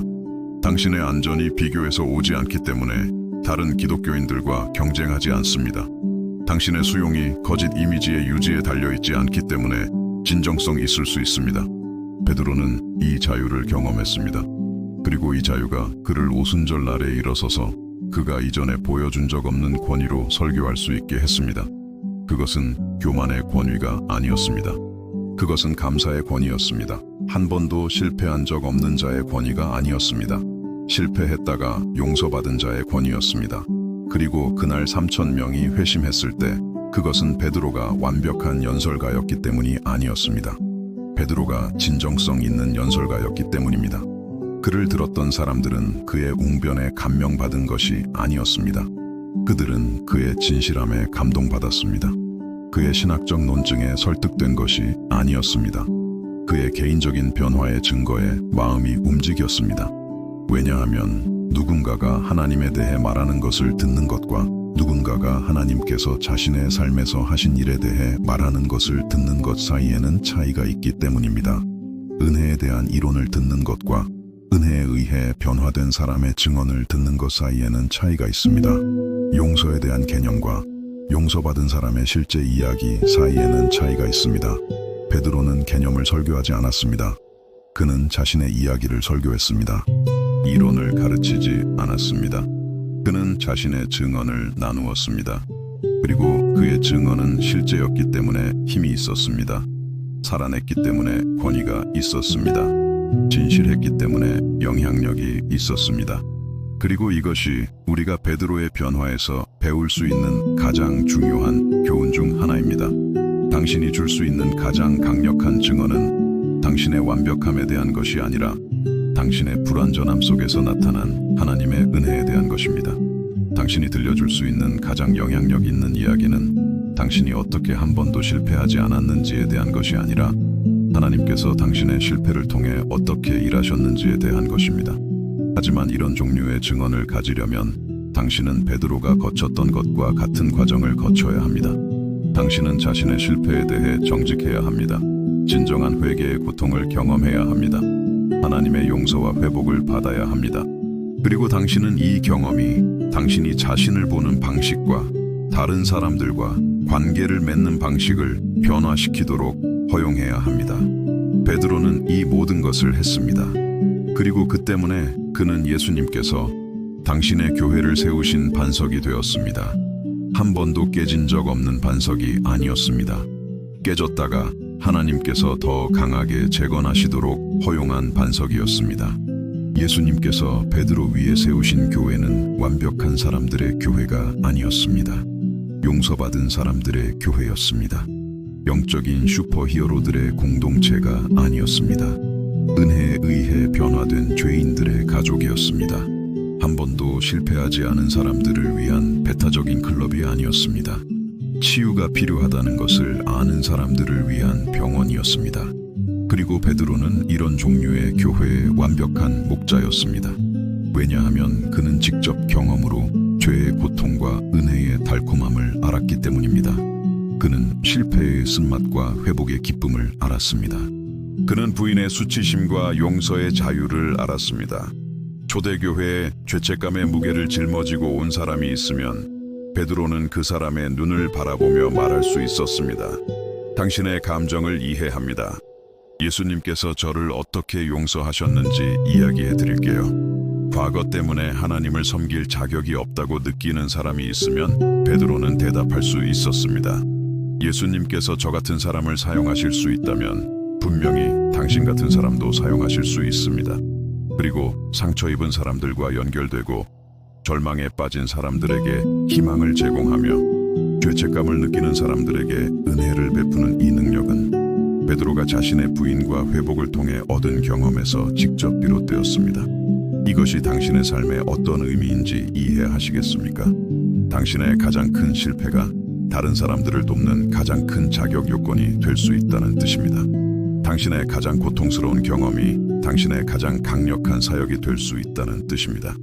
당신이 가장 부끄러워하는 것들이 하나님께서 상처 입은 마음들을 어루만지기 위해 가장 많이 사용하시는 도구가 될 수 있다는 뜻입니다. 하지만 이것은 당신이 하나님께서 당신의 고통을 목적으로, 당신의 수치심을 지혜로, 당신의 실패를 다른 사람들을 돕는 기초로 변화시키도록 허용할 때만 일어납니다.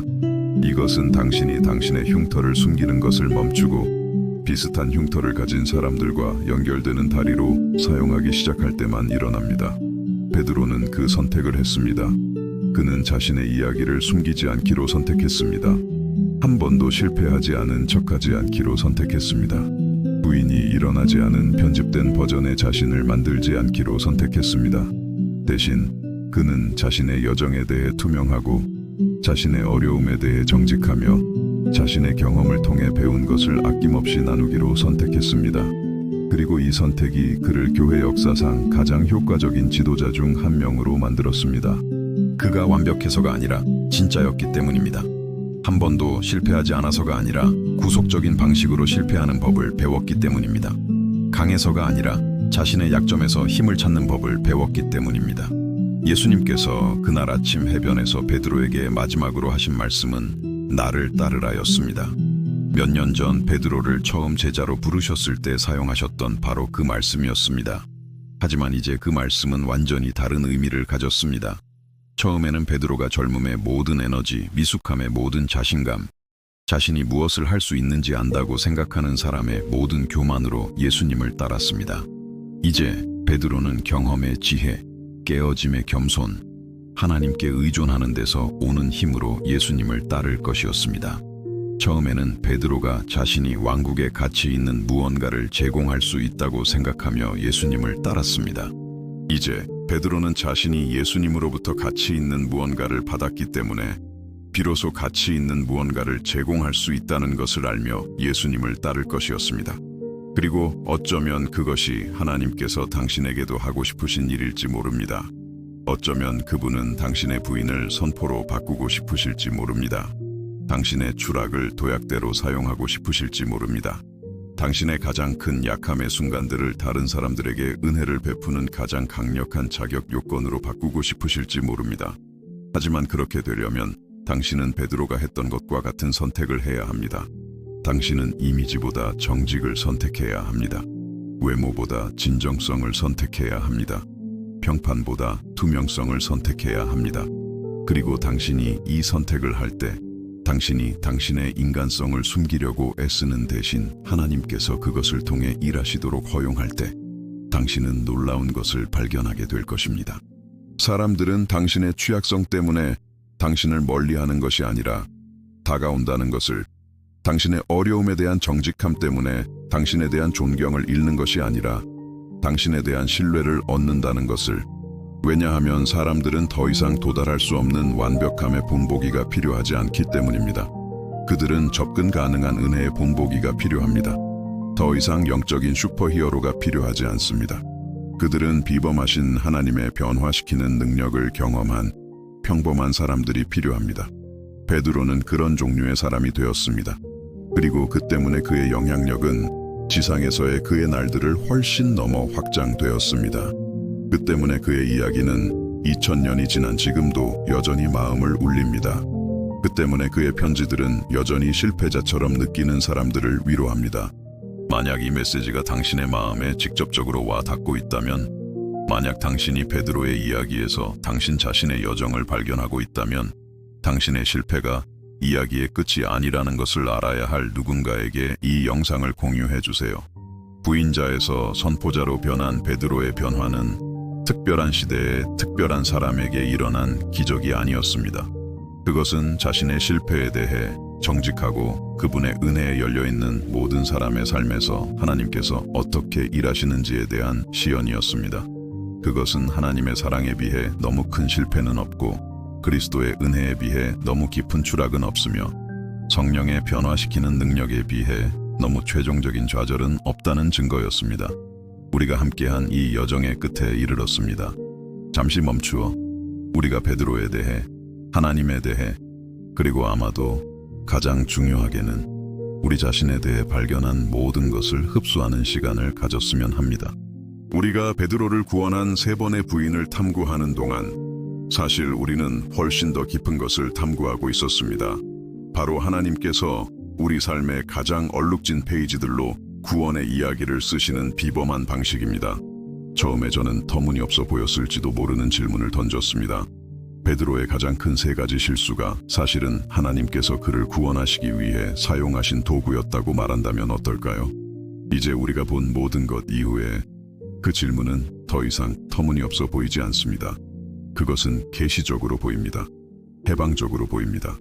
베드로의 이야기뿐만 아니라 여러분 자신의 이야기를 이해하는 열쇠처럼 보입니다. 왜냐하면 베드로가 그 차가운 모닥불 앞에서, 그 쓰디쓴 눈물 속에서, 해변에서의 그 회복의 아침에 발견한 진실은 오늘날 여러분의 삶을 혁신할 수 있는 바로 그 진실이기 때문입니다. 하나님은 여러분의 실패에 놀라지 않으십니다. 압박이 가해질 때 여러분이 진정으로 어떤 사람인지 발견하고 실망하지 않으십니다.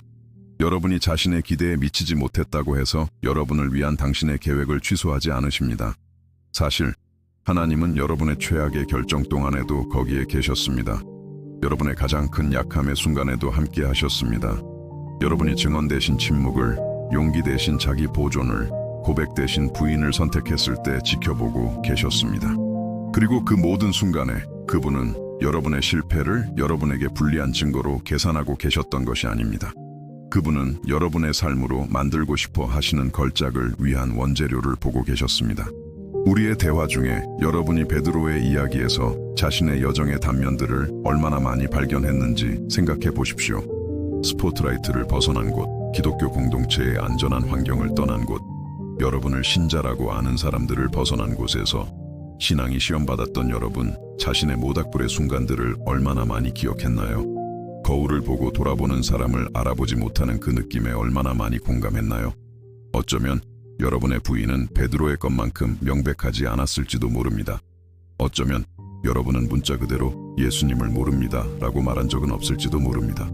하지만 우리 모두는 우리의 행동, 우리의 소홀함, 우리의 전략적인 침묵을 통해 부인했던 순간들이 있습니다. 우리 모두는 예수님이 존재하지 않는 것처럼 살았고 하나님께서 우리를 지켜보고 계시지 않는 것처럼 결정을 내렸으며 그리스도의 사랑이 진짜가 아닌 것처럼 사람들을 대했습니다. 그리고 우리 모두는 우리 삶에서 달기우는 그 파괴적인 순간을 경험했습니다. 우리가 생각했던 우리와 실제 우리 사이의 거리를 직면하게 만드는 무언가가 일어날 때 우리가 믿고 싶었던 것만큼 용감하지도 충실하지도 사랑이 많지도 않다는 것을 인정해야만 할 때, 하지만 제가 여러분이 가능한 한 명확하게 이해하기를 바라는 것은 이것입니다. 이 순간들은 여러분 이야기의 끝이 아닙니다. 그것들은 새로운 장의 시작입니다. 여러분이 자신의 행위로 하나님께 감명을 주려는 시도를 멈추고 여러분의 성품이 아닌 그분의 성품에 기반한 그분의 사랑을 받기 시작하는 장, 여러분이 다른 기독교인들과 경쟁하는 것을 멈추고 공유된 인간성을 바탕으로 그들과 관계를 맺기 시작하는 장, 여러분이 자신의 어려움을 숨기는 것을 멈추고 다른 상처 입은 마음들을 어루만지는 다리로 사용하기 시작하는 장입니다. 베드로는 부인을 선포로, 비겁함을 용기로, 실패를 리더십의 기초로 바꾸는 것이 가능하다는 것을 우리에게 보여주었습니다. 하지만 그는 또한 이 변화가 더 나은 사람이 되려는 영웅적인 노력을 통해 일어나는 것이 아니라는 것도 보여주었습니다. 그것은 이미 가능한 은혜, 이미 제공된 회복, 결코 철회되지 않은 사랑을 겸손하게 받아들임을 통해 일어납니다. 예수님을 부인했던 베드로와 오순절에 설교했던 베드로의 차이점은 두 번째 베드로가 다른 사람이었다는 것이 아닙니다. 두 번째 베드로는 완전히 다른 기반 위에서 살아가는 법을 배웠다는 것입니다. 그의 정체성은 더 이상 그의 성취, 그의 자질, 그의 평판에 기반하지 않았습니다. 그의 정체성은 그를 향한 그리스도의 변치 않는 사랑에 기반했습니다. 그리고 여러분의 정체성이 하나님의 사랑에 기반할 때 놀라운 일이 일어납니다. 여러분은 진정으로 인간답게 살 수 있는 자유를 얻습니다. 여러분의 수용이 여러분의 완벽함에 달려있지 않기 때문에 더 이상 완벽한 척할 필요가 없습니다. 여러분의 안전이 다른 사람들의 승인에서 오지 않기 때문에 더 이상 여러분의 어려움을 숨길 필요가 없습니다. 여러분의 가치가 실수할 때 감소하지 않는다는 것을 알기 때문에 더 이상 실패를 두려워하며 살 필요가 없습니다. 이 자유가 베드로를 예수님께서 그가 될 수 있다고 아셨던 그 리더로 만들었습니다. 자기 힘의 교만에 기반한 리더가 아니라 하나님께 의존하는 겸손에 기반한 리더, 자신의 완벽함으로 위협하는 리더가 아니라 자신의 진정성으로 영감을 주는 리더, 자신이 이끄는 사람들 위에 군림하는 리더가 아니라 그들의 어려움에 공감하는 리더, 그리고 어쩌면 그것이 하나님께서 당신에게도 하고 싶으신 일일지 모릅니다. 어쩌면 그분은 당신이 한 번도 실패하지 않은 사람으로 기억되기를 원하시는 것이 아니라 구속적인 방식으로 실패하는 법을 배운 사람으로 기억되기를 원하실지 모릅니다. 어쩌면 그분은 당신을 인간적인 완벽함의 본보기로 만드는 것이 아니라 신성한 은혜의 증거로 만들기를 원하실지 모릅니다. 어쩌면 그분은 당신의 실패에도 불구하고 당신을 사용하시는 것이 아니라 당신의 실패를 통해 당신을 사용하기를 원하실지 모릅니다. 하지만 그렇게 되려면 당신은 베드로가 그날 아침 해변에서 예수님께서 나를 사랑하느냐?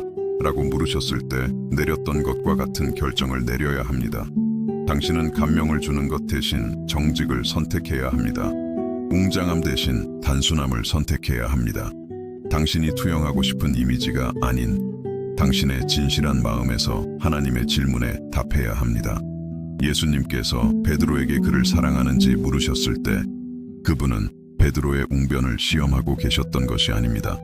그분은 베드로에게 그들의 관계를 더 견고한 기반 위에 재건할 기회를 제공하고 계셨습니다. 상호 정직, 수용된 취약성, 조건 없이 주고받는 사랑의 기반 위에 말입니다. 그리고 예수님은 오늘 당신에게도 같은 기회를 제공하고 계십니다. 그분은 다시는 실패하지 않겠다는 당신의 거창한 선언에 관심이 없으십니다. 더 나은 기독교인이 되겠다는 당신의 과장된 약속에 감명받지 않으십니다. 그분은 단지 당신이 그분을 사랑하는지 알고 싶어 하십니다. 그리고 그분은 당신이 당신 마음의 가장 정직한 곳에서 대답하기를 원하십니다. 만약 당신이 그렇게 할 수 있다면, 만약 당신이 당신의 영적인 행위 대신 당신의 실제 인간성으로부터 하나님과 관계를 맺을 수 있다면 당신은 베드로가 발견했던 것을 발견하게 될 것입니다. 하나님의 사랑이 당신의 실패를 덮을 뿐만 아니라 그것들을 자격 요건으로 변화시킨다는 것을, 그리스도의 은혜가 당신의 과거를 용서할 뿐만 아니라 그것을 당신의 미래를 위한 기초로 사용한다는 것을, 성령의 임재가 당신의 약함 속에서 당신을 위로할 뿐만 아니라 그것들을 강점으로 전환시킨다는 것을, 이것은 당신의 과거의 실패들이 마법처럼 좋은 일이 된다는 의미가 아닙니다. 하나님께서 최악의 상황에서도 좋은 것을 이끌어내는 전문가라는 의미입니다. 이것은 당신이 실패한 것에 대해 기뻐해야 한다는 의미가 아닙니다. 당신이 당신의 실패의 결과로 하나님께서 하실 수 있는 일에 대해 희망을 가질 수 있다는 의미입니다. 베드로는 예수님을 부인한 것을 결코 기뻐하지 않았습니다. 하지만 그는 그 고통스러운 경험을 통해 하나님께서 그의 삶에서 하신 일에 대해 극도로 감사했습니다. 그는 자신이 한 일의 심각성을 결코 축소하지 않았습니다. 하지만 그는 또한 자신이 한 일의 심각성이 하나님께서 그를 통해 하고 싶어 하시는 일의 위대함을 받아들이는 것을 막도록 결코 허용하지 않았습니다. 그리고 이것이 당신 자신의 부인의 여정을 선포의 여정으로 바꿀 수 있는 태도입니다. 당신의 실패를 축소하지 않되 그것들이 하나님의 은혜보다 더 커질 정도로 그 중요성을 극대화하지 않는 것, 그것들이 일어나지 않은 척하지 않되 그것들이 당신이 누구인지 그리고 당신이 될 수 있는 것에 대한 모든 것을 정의하도록 허용하지 않는 것. 당신의 세 번의 부인은 그것들이 무엇이든 간에 영적인 사형 선고가 아닙니다. 그것들은 명장 건축가의 손에 있는 건축 자재입니다. 당신의 가장 큰 추락은 당신이 하나님의 나라에 적합하지 않다는 증거가 아닙니다. 그것들은 하나님의 나라에서 특정 종류의 사역을 위한 자격증입니다. 세상은 완벽한 척하는 더 많은 사람이 필요하지 않습니다. 세상은 은혜를 받는 법을 알고 다른 사람들에게 그렇게 하는 법을 가르칠 수 있는 사람들이 필요합니다. 세상은 더 많은 영적인 슈퍼히어로가 필요하지 않습니다. 세상은 비범하신 하나님의 변화시키는 능력을 경험한 평범한 사람들이 필요합니다. 베드로는 그런 종류의 사람이 되었습니다. 그리고 몇 년 후 신앙 때문에 순교했을 때 그는 한 번도 실패하지 않은 사람으로 죽지 않았습니다. 그는 깊이 실패했다가 깊이 회복된 사람으로 죽었습니다. 그는 진정한 용기가 두려움의 부재에서 오는 것이 아니라 두려움보다 더 큰 희망의 존재에서 온다는 것을 배운 사람으로 죽었습니다. 전승에 따르면 베드로는 예수님과 같은 방식으로 죽을 자격이 없다고 느껴 거꾸로 십자가에 못 박혔다고 합니다. 하지만 저는 그 선택에 더 많은 것이 있었다고 믿습니다. 베드로는 때때로 하나님의 관점에서 사물을 보기 위해 세상을 거꾸로 보아야 한다는 것을 배웠습니다. 그는 세상이 실패라고 여기는 것을 하나님은 자격 요건으로 여기실 수 있다는 것을 배웠습니다. 세상이 약점이라고 여기는 것을 하나님은 강점으로 여기실 수 있다는 것을, 세상이 끝이라고 여기는 것을 하나님은 시작으로 여기실 수 있다는 것을, 그리고 이것이 제가 오늘 여러분에게 남기고 싶은 관점입니다. 여러분 자신의 실패, 자신의 부인, 자신의 약함의 순간들을 볼 때 하나님의 관점에서 그것들을 보려고 노력해 보십시오. 그것들에서 여러분의 실패의 증거가 아니라 그분의 일을 위한 원재료를 보려고 노력해 보십시오. 그것들에서 여러분의 부적절함의 증거가 아니라 그분의 은혜가 나타날 기회를 인식하려고 노력해 보십시오. 이것은 자동으로 일어나지 않을 것입니다. 여러분 자신의 관점 대신 여러분의 삶에 대한 하나님의 관점을 신뢰하는 매일의 선택이 필요할 것입니다. 인간적인 자기 정죄의 눈 대신 신성한 사랑의 눈을 통해 자신을 보는 끊임없는 결정이 필요할 것입니다. 자격을 얻으려는 노력 대신 은혜를 받는 지속적인 실천이 필요할 것입니다. 하지만 여러분이 이 선택들을 하고 이 결정들을 내리고 이 실천들을 발전시킬 때 여러분은 놀라운 것을 발견하게 될 것입니다. 불완전한 과거를 가지고도 희망을 가지고 사는 것이 가능하다는 것을, 여러분 자신의 기준에 실패했음에도 불구하고 목적을 가질 수 있다는 것을, 여러분이 누구인지에도 불구하고가 아니라 여러분의 실패, 여러분의 어려움, 여러분의 모순을 포함한 바로 여러분 자신 때문에 하나님께 쓰임받을 수 있다는 것을, 베드로는 이것을 발견했습니다. 그리고 그 때문에 그의 삶은 너무나 상해서 회복될 수 없는 사람은 없고 너무나 중해서 구속될 수 없는 실패는 없으며 너무나 얼룩져서 하나님의 은혜로 다시 쓰일 수 없는 이야기는 없다는 강력한 증거가 되었습니다. 여러분의 이야기도 그런 종류의 증거가 될 수 있습니다. 여러분의 부인도 선포가 될 수 있습니다. 여러분의 추락도 도약대가 될 수 있습니다. 여러분의 실패도 다른 사람들을 돕는 기초가 될 수 있습니다. 하지만 이것은 여러분이 허용할 때만 일어날 것입니다. 여러분이 이미지보다 정직을 선택할 때, 여러분이 외모보다 진정성을 선택할 때, 자격을 얻으려는 노력보다 은혜를 받기를 선택할 때, 이제 우리가 헤어지기 전에 만약 베드로가 오늘 우리와 함께 있었다면 그가 했을 일을 하고 싶습니다. 저는 여러분과 함께 그리고 여러분을 위해 기도하며 하나님께서 베드로의 삶에서 하셨던 것과 같은 회복과 변화의 일을 여러분의 삶에서도 행하시기를 간구하고 싶습니다. 함께 기도합시다. 하늘에 계신 아버지, 우리는 감사와 희망으로 가득 찬 마음으로 이 여정의 끝에 이르렀습니다. 베드로의 이야기를 그토록 친밀하고 개인적인 방식으로 알게 해주심에 감사합니다. 그 안에서 우리 자신의 이야기와 우리를 위해 당신이 가지고 계신 가능성의 반영을 보게 되니 희망을 갖게 됩니다. 주님, 베드로를 인하여 감사합니다. 그가 그토록 인간적이고 실제적이며 우리와 닮았음에 감사합니다. 그의 영광의 순간들뿐만 아니라 그의 약함의 순간들도 성경에 보존되도록 허락하심에 감사합니다. 그를 통해 우리는 당신께서 당신의 일을 이루시기 위해 완벽한 사람들을 찾으시는 것이 아니라 당신의 은혜에 의해 변화되기를 기꺼이 원하는 사람들을 찾으신다는 것을 배웁니다.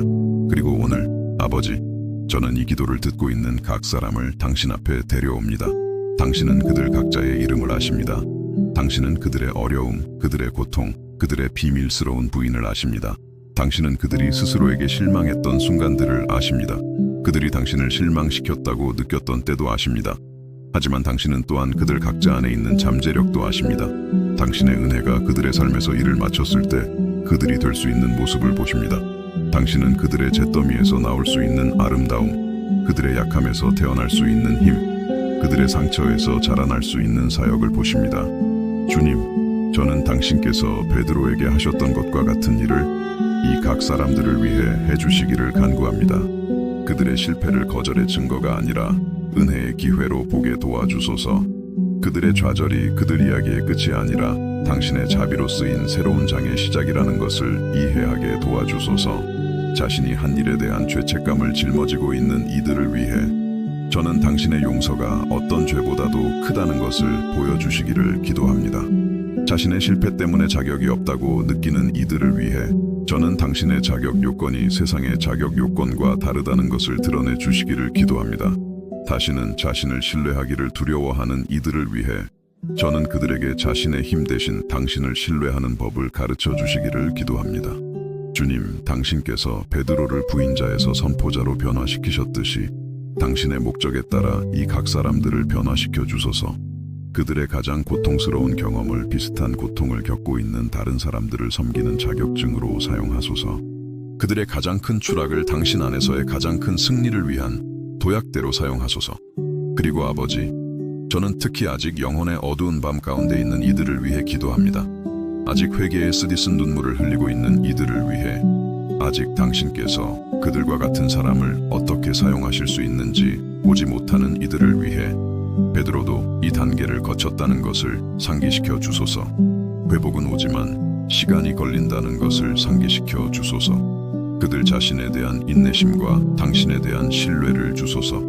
당신께서 그들을 고치는데 서두르지 않으신다는 것을 이해하게 도와주소서.